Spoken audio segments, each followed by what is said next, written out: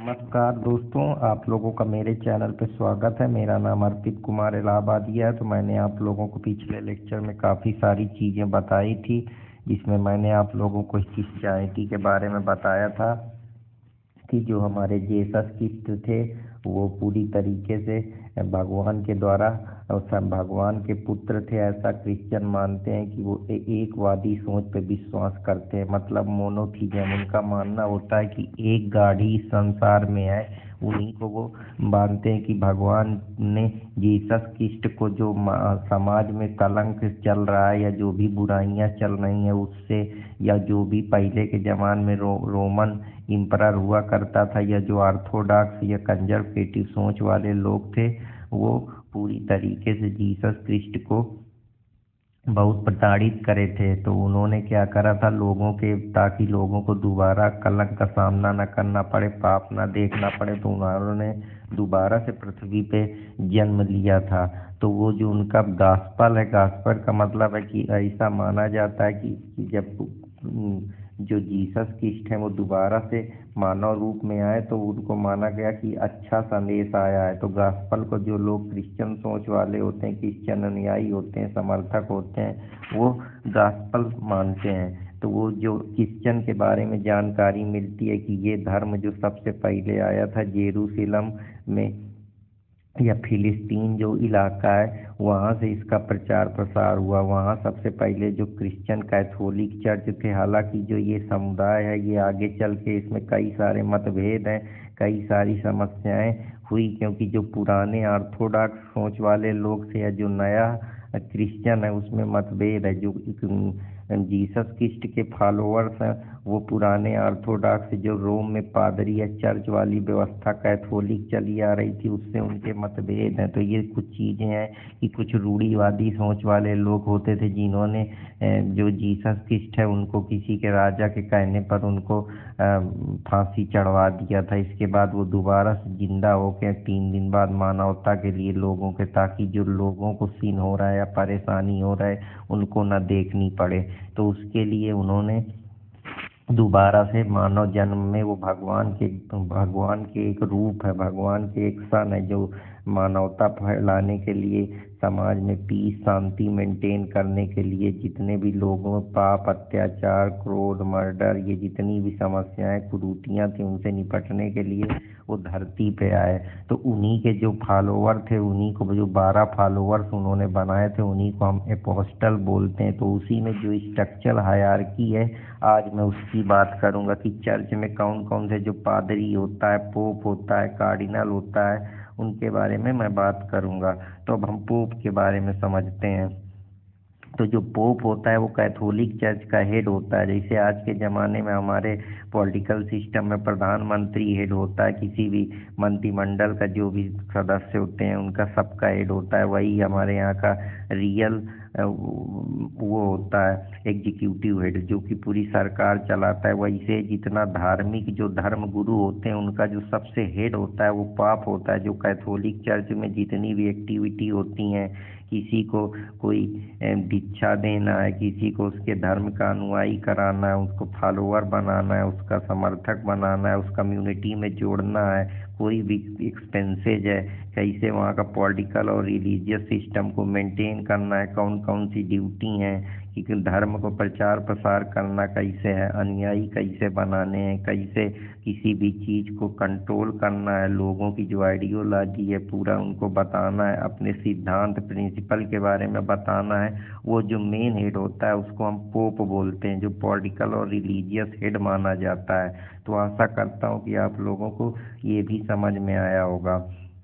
अब कार्डिनल वो होते हैं जो पोप के और चेला होते हैं, जो मंडली बनाई जाती है। जैसे हमारे यहाँ भी सनातन धर्म में आप देख लीजिए, महाकुंभ में जो एक महाआचार्य मंडलेश्वर होता है, उसके जो समर्थक होते हैं, जो उनको शिक्षा दीक्षा उससे लेते हैं, जो उनकी डॉक्ट्राइन और प्रिंसिपल को फॉलो करते हैं। ऐसे क्रिश्चियन में कार्डिनल बोला जाता है। ये एक प्रकार के पॉप के द्वारा ही अपॉइंट किए हुए लोग होते हैं, जिनका काम होता है कि जितनी भी पॉप हैं, अगर यह पॉप मर जाता है तो उनकी रिस्पॉन्सिबिलिटी को फुलफिल करना, पूरी तरीके से देख रेख करना, प्रचार प्रसार चलाना, डॉक्ट्राइन्स के बारे में बचाना, क्रिश्चियन धर्म का प्रचार प्रसार करना, उन्हीं को वो कांग्रेशन बोलते हैं, जिसको मंडली बोलते हैं हम लोग।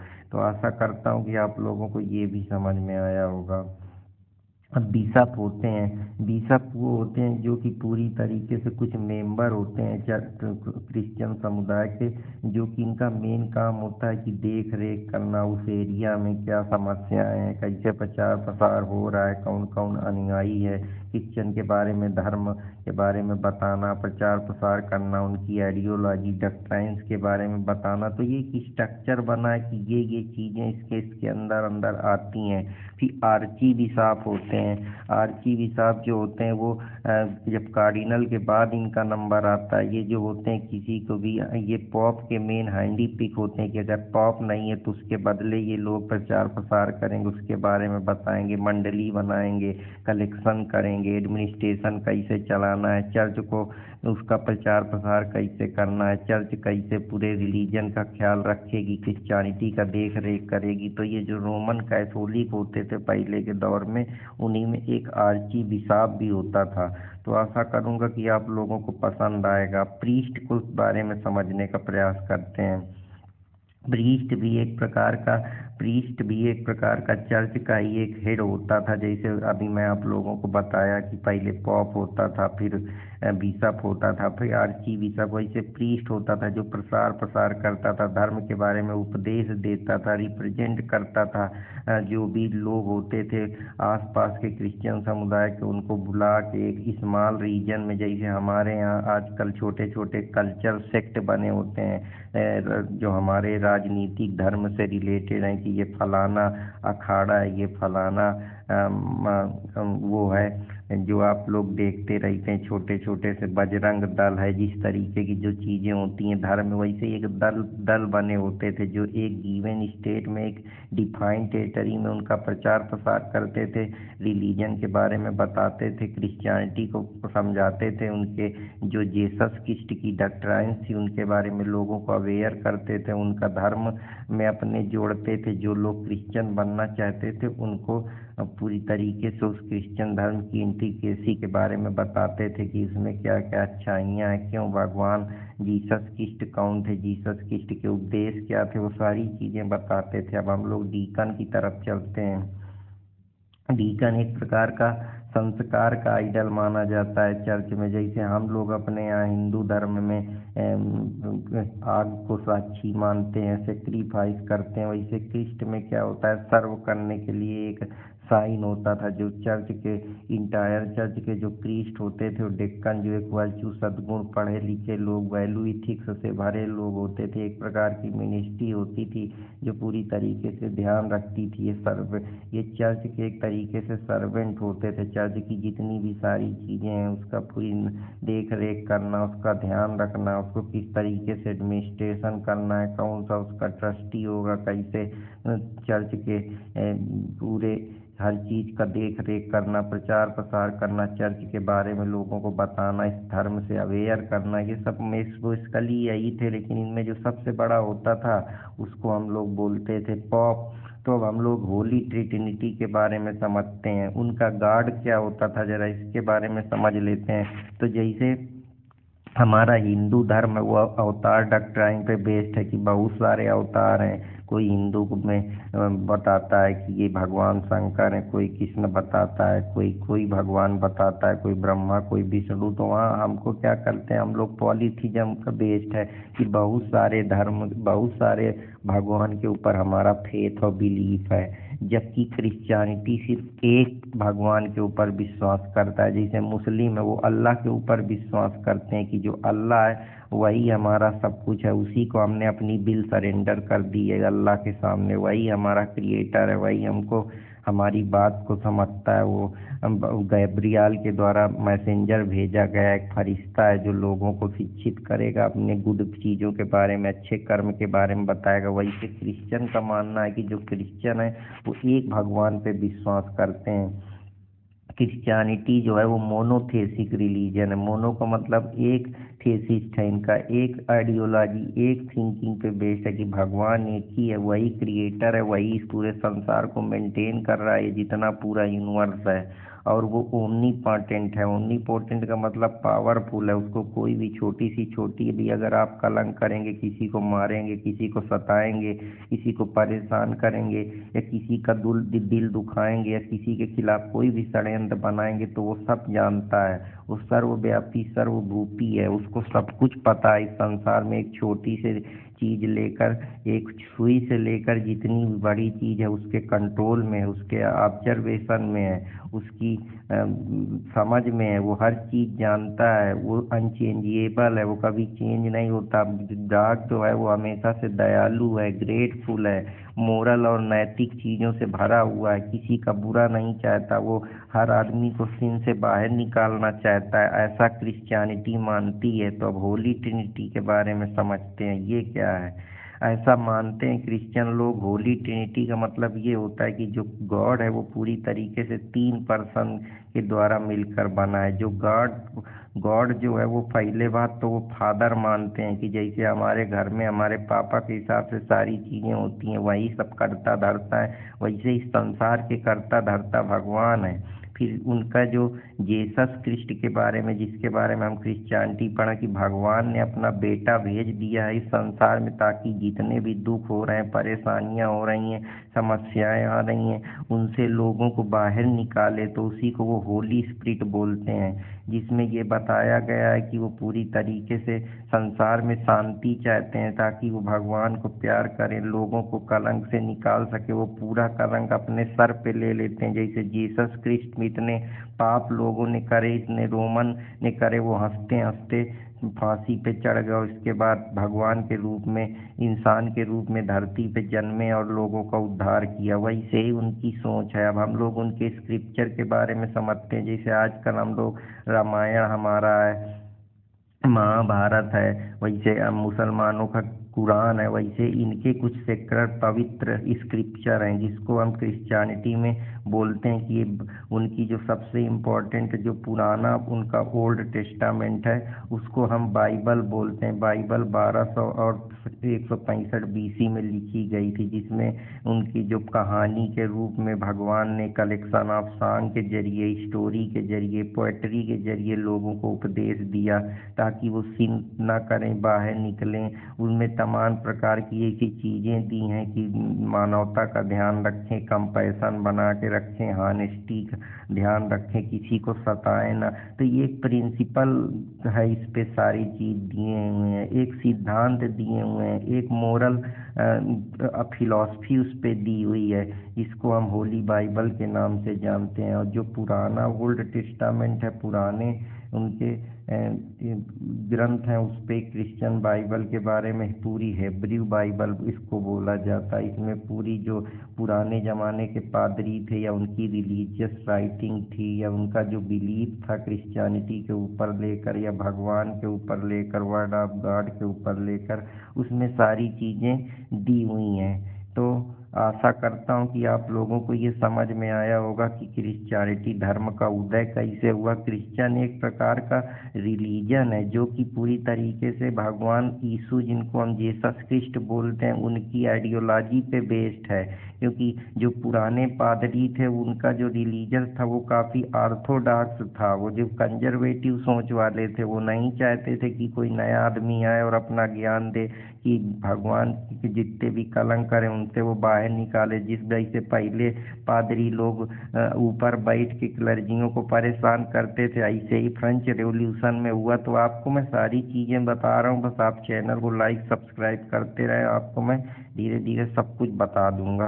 अब चलते हैं हम लोग नए ग्रंथ के बारे में, जो आज का हम लोगों का अभी जो नया क्रिश्चियनिटी का जो है उसके टेस्टामेंट की बात करते हैं, तो जो नया टेस्टामेंट है वो 27 उनकी डिफरेंट किताबें हैं और इसके अलग अलग मत हैं, अलग अलग आथर हैं, जिसमें से कुछ हैं जिनको अपोस्टल बोला जाता है कि ये समझो जीसस क्रिस्ट है, उनके द्वारा जो उपदेश दिए गए उनके अनुयायी हैं, उनके हिसाब से जो बाइबल्स में लिखा है, टेस्टामेंट में लिखा है उसके बारे में, जिसमें मैथ्यू, जॉन्स हैं, पॉल, जेम्स हैं, पीटर, जूड हैं, ये सारे जो डिसिपल्स हैं उनके, मार्क, लुइक है, ये सब क्या है, ये पूरी तरीके से बात करते हैं कि उस न्यू टेस्टामेंट में जो भी उनकी टीचिंग दी है या जो भी उनके प्रिंसिपल दिए हैं उनके बारे में लोगों को बताते हैं, जो जीसस क्रिस्ट ने उनको उपदेश के वक्त बताया या उस रिलीजन के धर्म के बारे में बताया। ये जो नया टेस्टामेंट है ये पुराने जो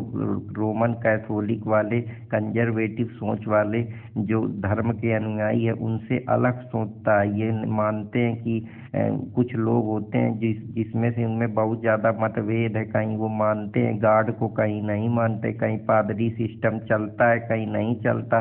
तो ये उनके, क्योंकि ये धर्म धीरे धीरे इवाल्व होते होते आज देख रहे हैं कि दुनिया में सबसे बड़ा धर्म यही है और इस धर्म में बहुत सारे ऐसे लोग हैं, अब भी कुछ नए नए धर्म है जो अलग अलग कैटेगरी या समुदाय में बट रहे हैं, जो टोटली 6 भागों में क्रिश्चियनिटी बट चुका है। कुछ मोनोथिज्म मानते हैं, कुछ पॉलीथिज्म मानते हैं, कुछ आर्थो सोच वाले हैं, कुछ रोमन कैथोलिक वाले हैं। तो ये इनका क्या है, अपना अपना एक विचार है, अपने अपने थॉट्स के हिसाब से इनके जो चलन है समय के हिसाब से ये बदलती गई। क्रिश्चियनिटी में डिफरेंस देखने को मिला, चेंज देखने को मिला, तो इन्होंने अपने हिसाब से अपने ग्रंथ और अपने आइडिया बिलीफ सिस्टम भी मेंटेन करते गए। तो यही सारी चीज़ें जिसमें ये जो नई सेंचुरी के क्रिश्चियनिटी के लोग हैं ये जीसस की टीचिंग और उनके प्रिंसिपल को मानते हैं। तो आशा करता हूँ कि आप लोगों को ये भी पसंद आया होगा।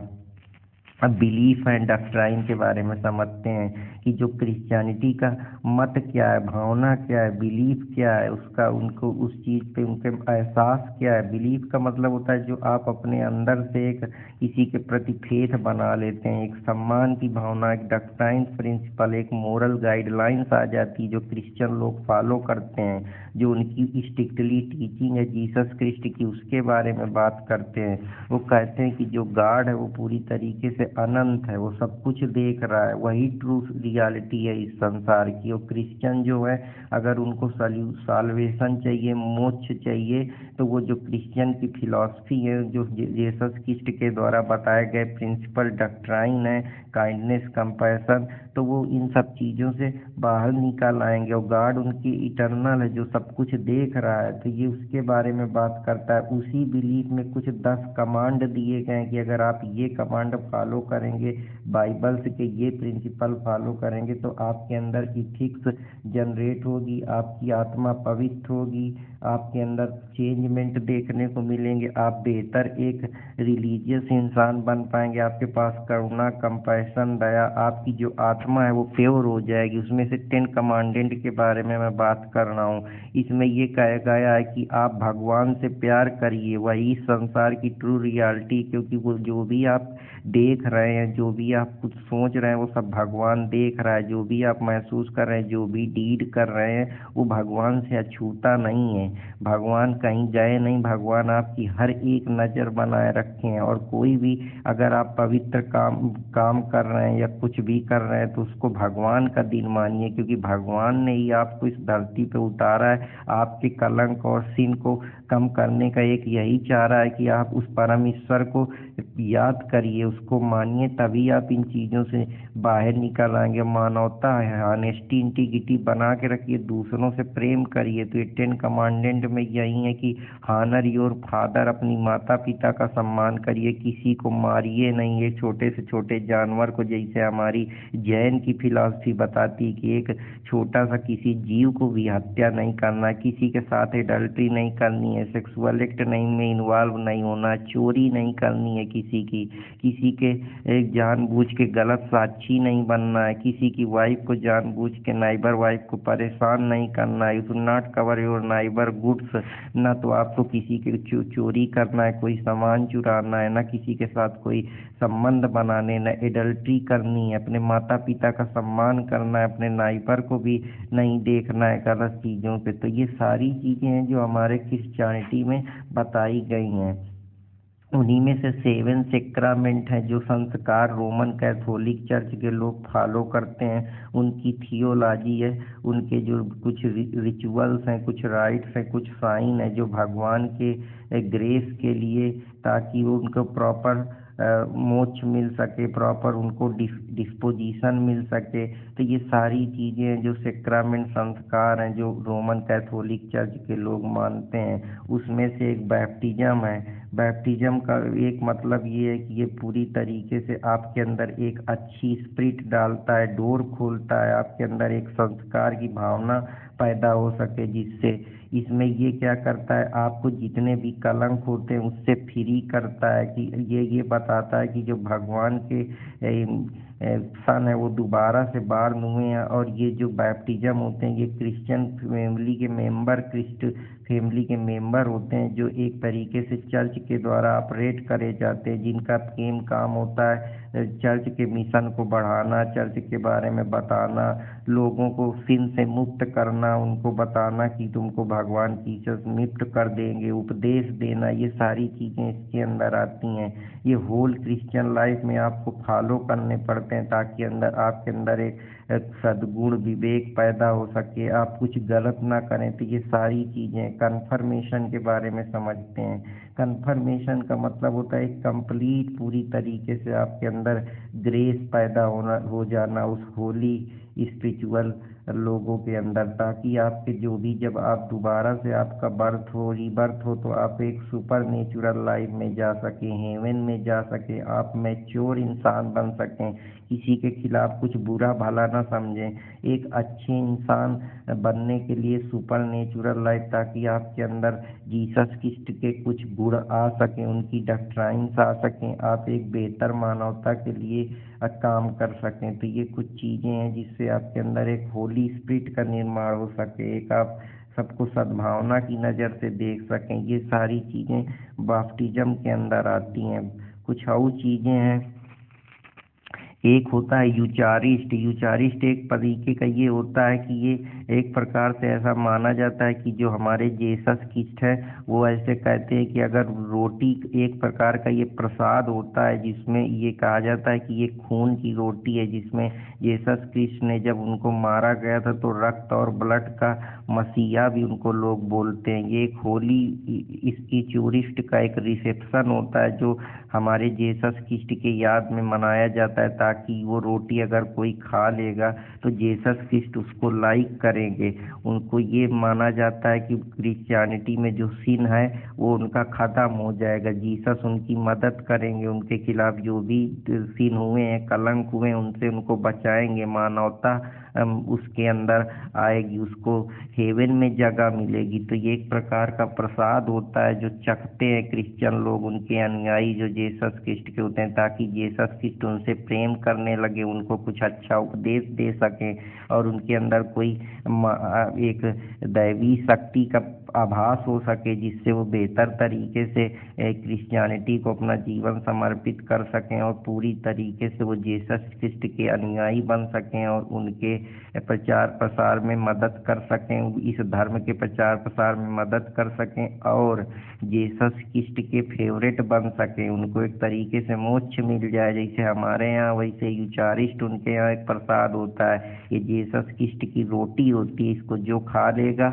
वो मोक्ष में पहुंच जाएगा, ऐसा मानना है। कन्फेशन में ये होता है कि आपने अब तक जितने भी पाप करे हैं वो भगवान के सामने कन्फेस कर दीजिए। आपने जितने किसी को मारा है, कुकर्म करा है, तो भगवान आपको माफ़ कर देगा। तो ये पादरी के सामने जाके लोग कन्फेस करते हैं। तो ये सारी चीज़ें इसके अंदर आती ताकि वो उस पाप से बच सके, उनमें भी सद्गुण वर्चू आ सके, वो भगवान उनको लाइक करने लगे और वो क्रिश्चियनिटी में अपना जीवन बेहतर तरीके से जी पाए, गिल्ट में न जिए, पादरी उनको सम्मान दे। तो ये सारी चीज़ें इसके अंदर आती हैं ताकि उनको भी हेवन में जगह मिल सके उस तरीके से, जिस तरीके से जीसस क्रिस्ट ने दोबारा से रिबर्न करके मानवता की सेवा करी, वैसे वो लोग भी सेवा कर सके। तो ये कुछ सारी चीज़ें इसके अंदर आती हैं।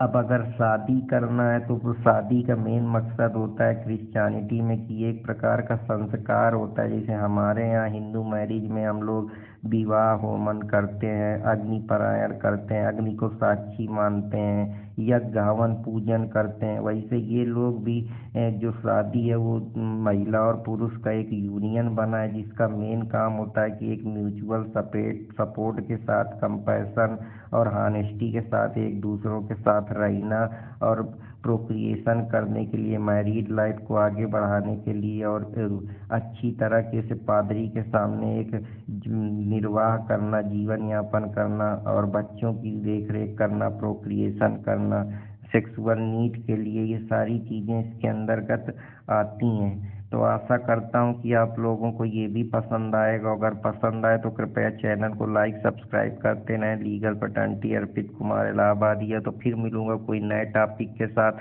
तब तक अपने दोस्त अर्पित कुमार इलाहाबादिया को इजाज़त दीजिए। जय हिंद दोस्तों, जय भारत। आशा करता हूँ कि आप लोगों को अच्छा लगा होगा।